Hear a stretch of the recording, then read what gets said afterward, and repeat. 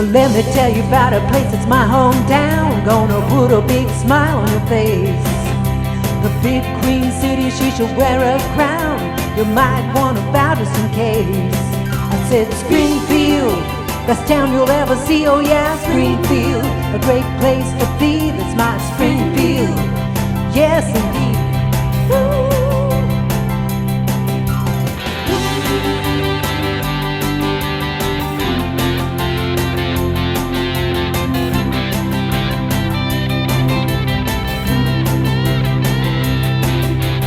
Then a crazy thing happened no one could believe.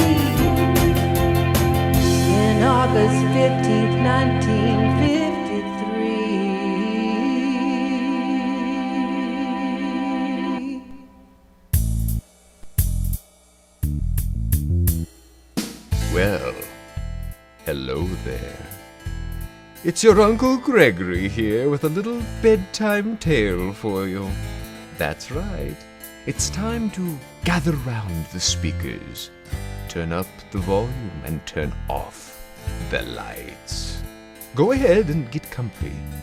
It's going to be quite a ride. Oh, isn't this exciting? What we're about to present to you is a true story of terror that unfolded right here in our beloved Springfield. Oh, yes, it was a time when our old hometown became a hamlet of horror. And it's all true. Well, it's mostly true. It's basically true. Ladies and gentlemen, we present to you the Saucy Cabaret production of Springfield. A dramatic audio presentation playing in full spook-o-rama. Technicolor, 3D in the theater of your mind. And like all true terrifying events, it begins like this.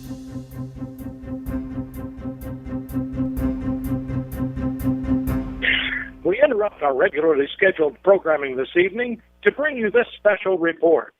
Tonight, August 15th, 1953, authorities confirm that a king cobra was killed after a confrontation with a local resident. Our reporter in the field, Michael Field, has more.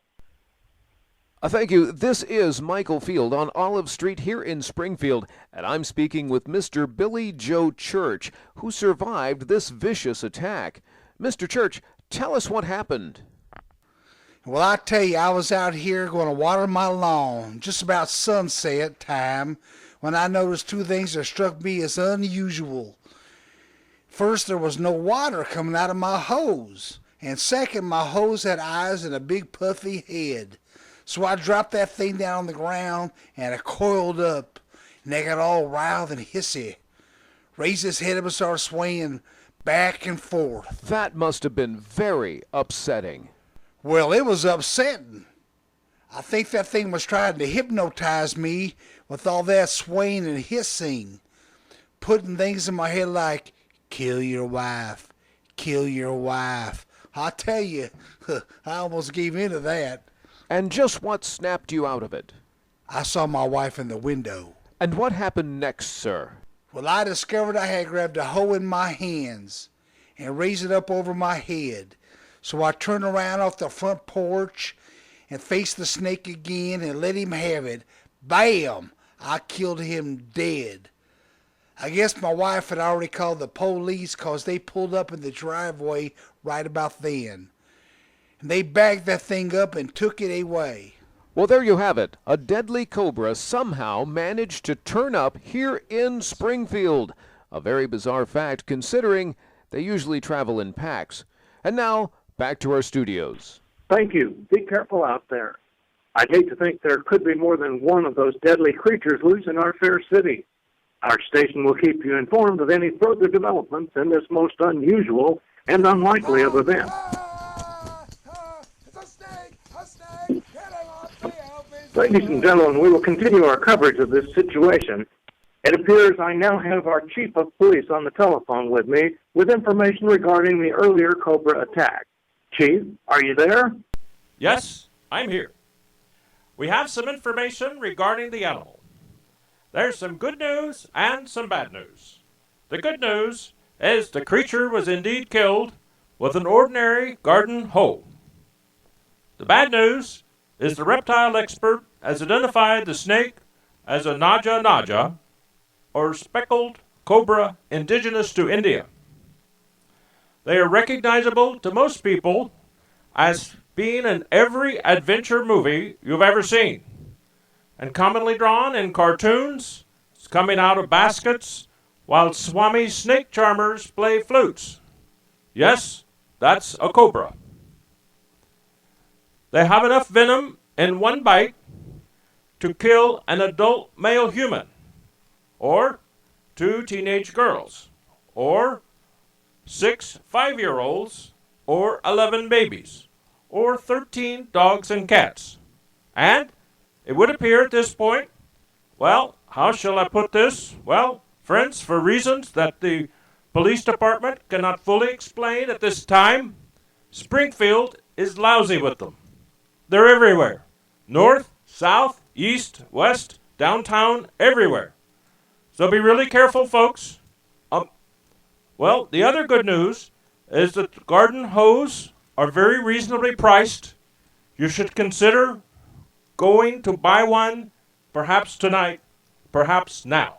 Chief, forgive me, but is what you are saying actually true? Yes.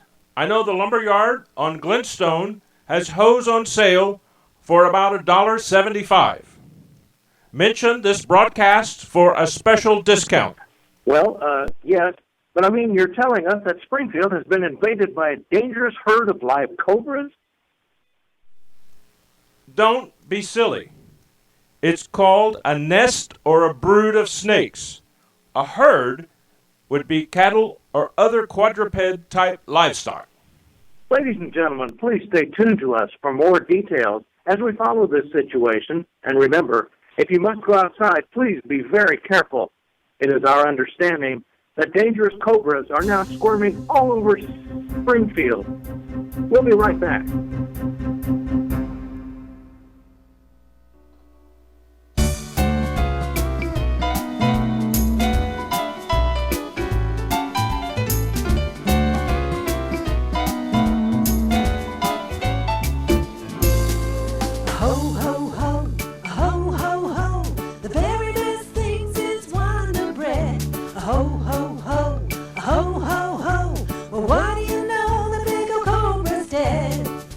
Hello folks, Greg Reed here from Greg Reed's Lumberyard on Glenstone Avenue here in Springfield. I guess we've all heard about the dangers that lurk around every corner here in Springfield, and I want you to know you don't have to cower inside your house like some sissy. No sir, get yourself ready, get yourself some peace of mind, get yourself a hoe. Now I hear a lot of people saying hoes aren't safe to keep around the house. Horse hockey! Our hoes are gonna make you safe. They are the proven weapon of choice against cobras, snakes, and other intruders. And with every hoe you buy from Great Greed's Lumberyard, we're going to include a 5-minute hands-on safety course and a free lifetime membership in the NHA, the National Hoe Association. You'll feel like a real man wearing our insignia ball cap and brandishing any one of our impressive and affordable hoes. We've got big ones and small ones. We got hose for all occasion. Buy several. Keep one under your bed, in the car, in your boot, near the door. You need never be afraid again. So come on down to Great Greed's Lumberyard on Glenstone Avenue today during our Hoe and Knife Show. We can make you a hoe owner right now. No background check. Hoes start at $19.95 with a discount for those listening to this radio broadcast. So come on down and feel safe now. Staying safe is not so hard when you buy a new Hoover, please.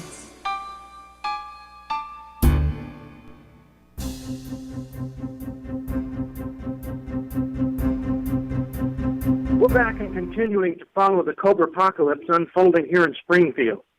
Right now, however, we will return you to our normally scheduled programming, live coverage of the late season full-pitch softball tournament championship game at Meadow Park, where we understand the score is now 44-0 in the top of the first.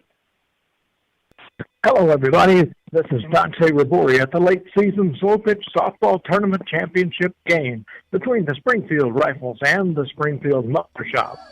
There seems to be a commotion on the field. The Muffler's mascot is a huge snake. I wonder how many people it takes to fill that costume. Oh my goodness, I think that snake is real. It's a giant cobra, and it just ate the Springfield Rifles shortstop. Let me look at my statistics. The shortstop's name was Fredo Gunn. He was only hitting 157 for the...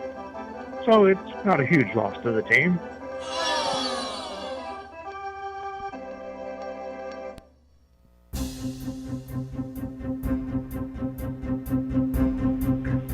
Friends, this may be Springfield's darkest hour, but we are not fighting this fight alone. It is my understanding now that our city leaders have enlisted 2 expert snake wranglers to help us in this time of need. One of those is now cruising the city in a van equipped with loudspeakers playing Indian snake charmer music to draw the serpents out into the open. Should this vehicle pass through your neighborhood, do not let your children dash outside. It is not an ice cream truck. Repeat, it is not an ice cream truck. The second expert is now joining forces with our local animal control workers to locate and contain the snakes. We take you now live to St. Louis Street, where they are collaborating on a plan to end this reptilian nightmare. All right. Now listen, I know everything there is to know about catching snakes. In fact, I wrote the book on how to do this safely. I just haven't read that book in a while. So I'm going to read it to you. And you just do what I say. Simple, right? Hey, I think I see one coming now. Hurry, go to look in the book. Tell me what to do, lady. All right, hold on. Relax. Okay, let's see here. Chapter 1, Handling Snakes. The most important thing about handling snakes is not getting bit by one, especially the poisonous ones. Whoa, I see one coming right now. Look in the book, tell me something I can use, oh please. Oh yeah, look at the size of that thing. I can tell you're gonna need a bigger bag. Sweet Christmas, look at that thing. It's curled up under that bush over there. Here. Let me check the book. Okay, here we go. This is what we need. Chapter 7. Here, this says, use a stick to prompt the snake into your reptile capture bag. Try that. A stick and a bag. That's the first useful thing you've said all day. Come here, sneaky, snaky. Come here, get in the bag like the lady said. No, don't you look at me. Don't you look at me like that. Snake, get in here. All right, there you go. I am the snake wrangler. You did that pretty well. Thank you. Let me take a peek in there. I might have to write another book now. Uh-oh. I'm not sure how you did it, but you actually drove a family of hamsters into the bag. Say what? Yes. You got the hamsters into the bag, and from the looks of it, the cobra's halfway up your left leg. Sorry. Listen, it's my break time. Here's the book. Good luck, and thanks for the hamsters. I'm taking these cute little guys home. Did the mean man push you in the bag? Did he? Well, he won't hurt you anymore. Oh, dear Lord. I don't want to come to you with a cobra on my leg in Springfield, Missouri. Help me, somebody, anybody, please help me. Hey, Mr. Cobra Music Truck Band, wait for me. I'm coming. Turn it up, wait.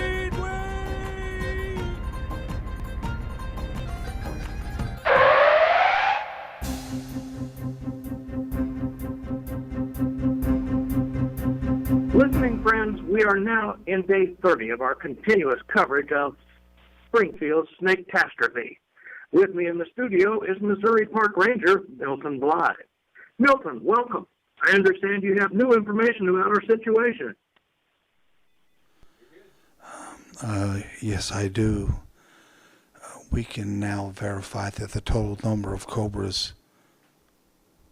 What? I work in the forest. We're very quiet in the forest. We don't want to scare the animals. You want me to speak up? Okay. Yes, I do. We can now verify that the total number of cobras we believe loosed in town was 12. Not the earlier number given by the Chief of Police's office of 3,600. It's actually 12. And 8 of those are confirmed dead. That leaves 4 of them still at large in the city. I'm sorry, Milton. I'm getting a phone line here with a correspondent from the BBC network in England. Hello? Sir, can you hear me? Oh, yes, I hear you just fine, my good fellow. Say, we want you to know that all of us in the United Kingdom, including the Queen herself, are following your story and sending you our best thoughts and a huge sorry for this whole nasty business. Thank you. What more would you like to know about our crisis? Well, we pride ourselves on being ready for any emergency situation. And of course, we always have the RAF ready to defend us at the drop of a hat. The Reptile Air Force, that is. But how are you Yanks managing to subdue the bloody blighters? Milton, perhaps you can best answer this question for our friend across the water. Oh, yes, of course. All but one of the snakes was killed by a hoe.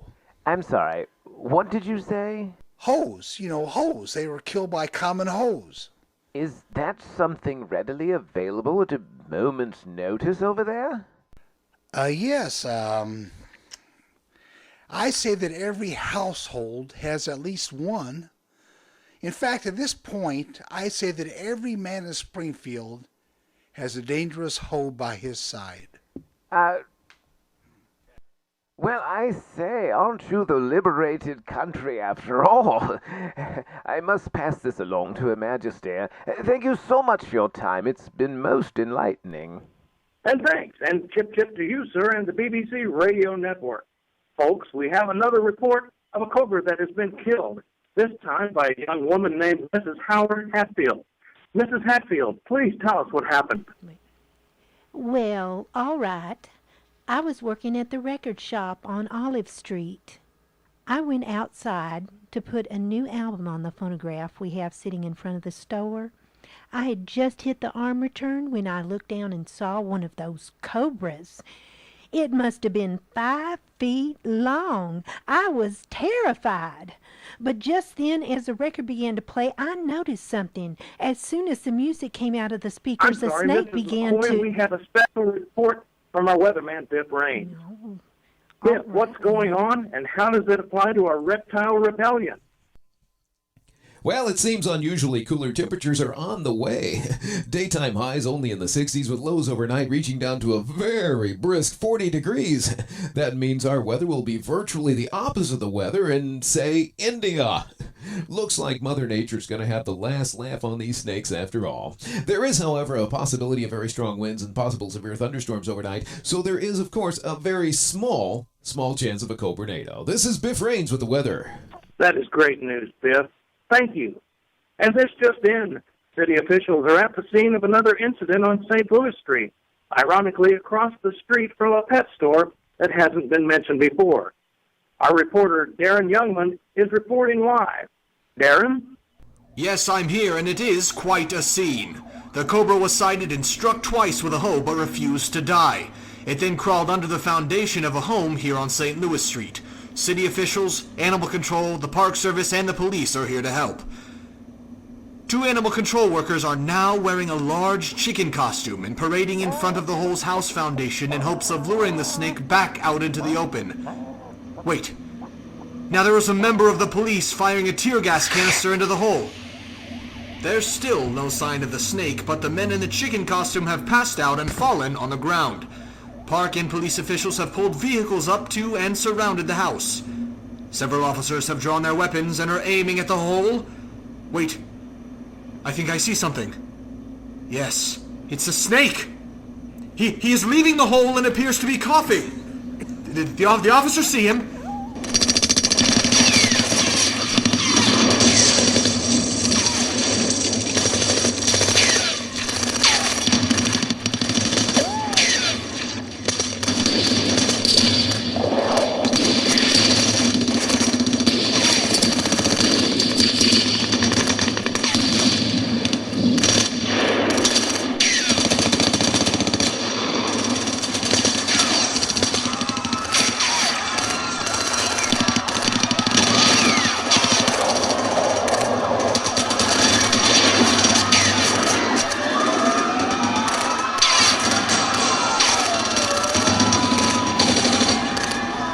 Well, it's all over. The snake died when an arriving ambulance ran over him in an effort to get close enough to begin assisting the wounded. I'd say we have 6 or 7 officials with various gunshot wounds being loaded into that ambulance at this very moment. As far as our long, dark night of the serpent, this cobra-copia of terror, I have just been told that all 11 of the beasts have been accounted for and are dead. Springfield can rest easy on this chilly night. This is Darren Youngman reporting for the Saucy Cabaret Radio Network. And there you have it, ladies and gentlemen, the shocking and more or less true story of the Springfield Cobra Crisis of 1953. Did you know that a picture of a cobra was even incorporated into the official seal of the city? Yes, it's true. And it's all part of the fascinating and terrifying dark history of Springfield. It's enough to make you shed your skin. But thank goodness it's all over and we can all sleep easy at night without fear of monstrous snakes creeping around. We interrupt this broadcast with breaking news of the scary kind. What? Well, this seems ironic at best, doesn't it? Ladies and gentlemen, please remain calm, but reliable sources have reported that a great, giant cobra snake has been terrorizing Lover's Lane near the James River here in Springfield. Now that's really ironic. Okay, go ahead. Our field correspondent, Darren Oldman, is on the scene. Darren? Thank you. Yes, I'm still here. Still here. I haven't seen anything like this in over 60 years. I'm walking down the highway now along the riverside where the sighting was made just a few moments ago. This young couple saw it all. Tell us what happened. Well, Daisy and I were out here, you know, parked and watching the Springfield submarine races, if you know what I mean, when this huge monster cobra snake rose up out of the river right by the overpass and began smashing around and screeching. It was horrible. Oh, it was. That thing came up on the ground and swallowed up a couple sitting in a Prius. Then it headed up onto this highway. Where did it go after that? I don't know. It's like it just up and disappeared. Interesting. Wait. What's that? I didn't see anything up and down the highway. Oh no, up there, look. Oh my God! The snake has disguised itself as a telephone pole here on the highway. It's moving again. Look out! It's the Prius! He couldn't keep it down! Run! Folks, I have with me Professor of Natural History from Drury Midwestern Central University, Dr. Moreau. Doctor, tell us your theory of how and why this horrific event happened. It has always been my belief that one of the cobras from 1953 escaped and has been living in the James River under the name of Saunders. If you remember, no less than 4 pineapple whip carts turned over into that river, and I'm suggesting to you the sole surviving cobra has mutated into a giant monster that is wreaking revenge for us meddling with nature and fruit flavorings. We are doomed. Hold on, Dr. Moreau. We've got an urgent caller on line 6. Go ahead, caller. My name is Mrs. Hatfield.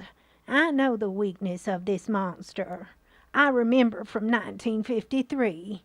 It's crazy, but maybe it's just crazy enough to work. Hey, aren't you that woman from the record store on Olive Street that was inexplicably cut off while telling your story back in 1953?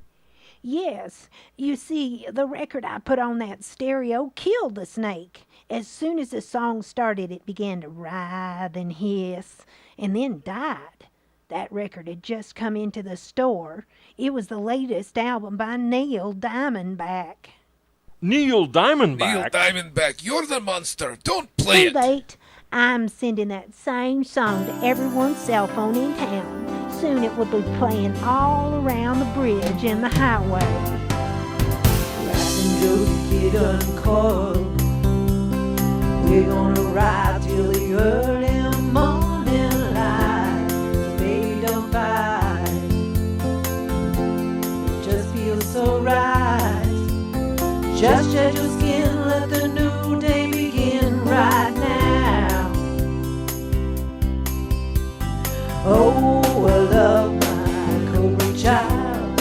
She got the moves to make me snappy. Oh, I love my Josie child. Rattling Joe, you're a serpent creature. You should star in a double feature. Just watch out for holes or you won't be coming. I can see the monster. It is in great pain, as are we all. Oh, God, that song. But if we lived through disco, we can live through this. The snake is going back in the river. He's bashing his own head against the viaduct. It's crashing in on him. The tunnel is sealed by the collapse. We're saved! Mrs. Hatfield, might I be the first to say thank you for saving all of Springfield? And please, stop that song! Fine.